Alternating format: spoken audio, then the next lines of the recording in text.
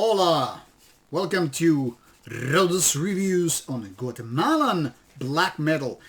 Yes, we go all the way to 2008 when this particular album was released for the first time. 2021, however, marked the reissue year of this album, which is something I'm gonna show you. This is through Sinister Flame. It's Poizon of God, Poizon with Z. And to be honest, I don't know why this was released for the second time. It must be really cult thing to do, but I'll be honest about it.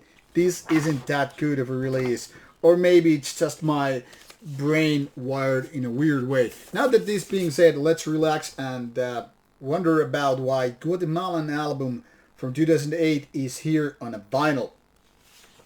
Now, I don't know much about Guatemalan scene. Very little all in all, but what can I say is that I checked out on Metal Archives and saw that Guatemala has only like 155 bands, roughly, give or take, given that it's a country 3 times as big as Finland.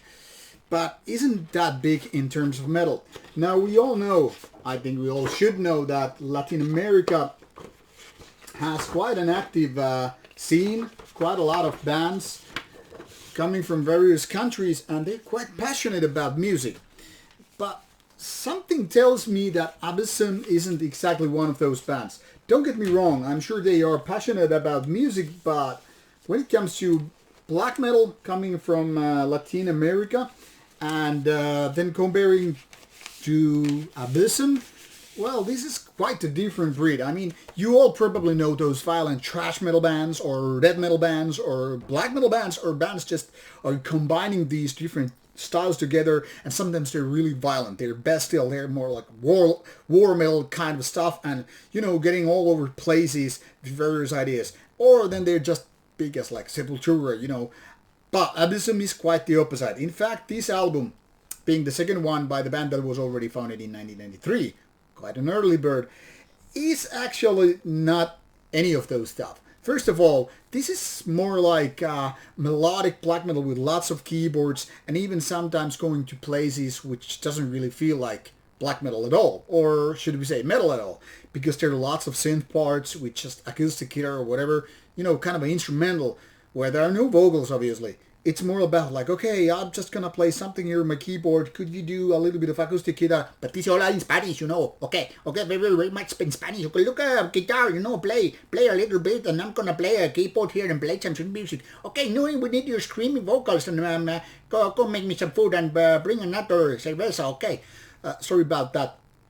The thing here is, this is kind of a weird album.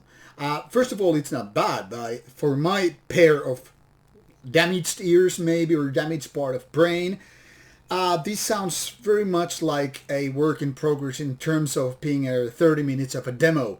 Like, some parts are like, okay, this is now, you know, warming up the machine and ready to go, and then they do this acoustic guitar stuff and keyboards, and things are like, you know, not going anywhere. And while they're kind of a soothing parts, when you kind of get adjusted, okay, now I'm just listening to this kind of a weird synth music with guitars and all that stuff, the metal kind of starts again, and you're not ready to understand or prepared for that. Like, am I supposed to actually listen to some, you know, Latin American black metal with lots of passion, or this instrumental music? Maybe this is the cult value thing here. I don't really know.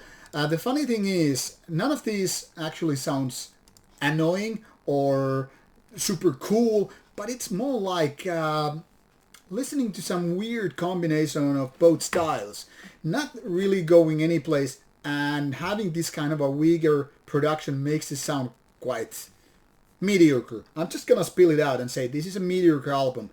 I tried so hard to actually get my flutes going on and, you know, get enthusiastic about it, but I felt like this is just not for me.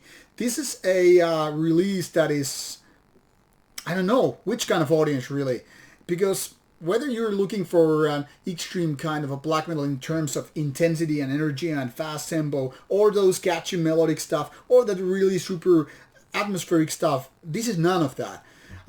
But then again, it's not as weird, unique, or primal energy, like some early buried stuff. So once again, kind of unique, but kind of really boring as well. I hate to say it because these are the kind of stuff I kind of want to get into. But to be honest, I can't lie to you. I can't lie to my forever. For me, it seems like a cult demo on an LP version. But this is not a demo. This is the actual second album. Interesting release in so many ways, but in my opinion, not just a good one. But obviously, you want to decide for yourself. So give it a listen or give it not. I couldn't find for this review any kind of official Bandcamp site, so maybe you need to do your own digging. Maybe it's unofficially someplace on YouTube or whatever. You do the searching if you find this particular release interesting, and if you really like it, well, vinyl is the version to go.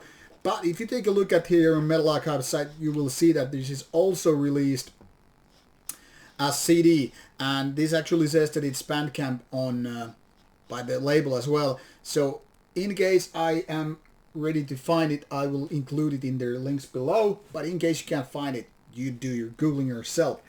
But this is how I feel about it. Go check it out and decide for yourself. This is Rauta, hate, love, or whatever. It's up to you. Take care. Bye-bye.